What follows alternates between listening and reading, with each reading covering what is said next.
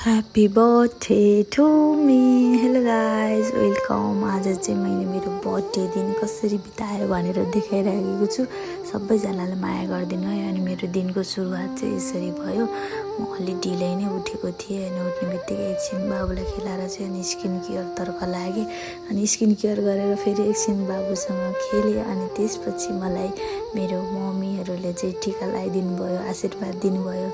राम्रो काम गरिछौ, अझै राम्रो गर्दै जाऊ भन्नुभयो। हाँसेँ अनि पैसा पनि पाएँ गाइज। आज त पैसा पाउने दिन हो नि त। अनि सबैजनाले माया गर्नुभयो। अनि मेरो दिदीले चाहिँ फेरि ह्याप्पी बर्थडे भनेको भनै थिएँ।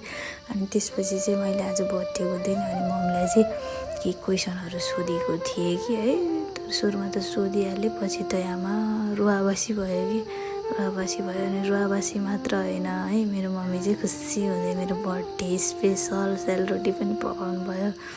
अनि सेलरोटी स्वाई मेरो मम्मीले यस्तो मिठो सेलरोटी बनाउनुहुन्छ गाइज, हजुरलाई थाहा होला। अनि त्यसपछि म लागेँ रेडी भएर मेरो अफिसतर्फ। गाइज अफिस त जानु पऱ्यो नि त बर्थडे भएपछि। अनि फाइनल्ली म अफिस आइपुगेँ। अनि अफिस आएर चाहिँ मैले मेरो डाइरेक्ट पार्टनरलाई भेटेँ। अनि उहाँले नि मलाई बर्थडे विस गर्नुभयो। अनि अर्को मेरो सरिता म्यामलाई पनि भेटेँ, उहाँले पनि विस गर्नुभयो। अनि त्यसपछि बर्थडे भयो भने काम त गर्नु पऱ्यो। अनि हामी दुईजनाले केही प्लानिङहरू गऱ्यौँ, केही कुराहरू सेयर गऱ्यौँ। अनि त्यसपछि मैले यसो एउटा कन्टेन्ट पनि बनाएँ। अनि सुरु भयो मेरो बर्थडे सेलिब्रेट। अनि एकछिन बर्थडे सेलिब्रेट गऱ्यौँ। अनि त्यसपछि फेरि हामीले प्लानिङहरू गऱ्यौँ, यो मन्थमा चाहिँ के गर्ने भनेर म्यामले प्लानिङ दिनुभयो। अनि म घरतर्फ फर्केँ। बाटोमा चाहिँ भ्यू चाहिँ कस्तो राम्रो देखेको हेर्नु न। मलाई चाहिँ क्या चितवनको याद आइरहेको कि म अहिले काठमाडौँ छु नि त।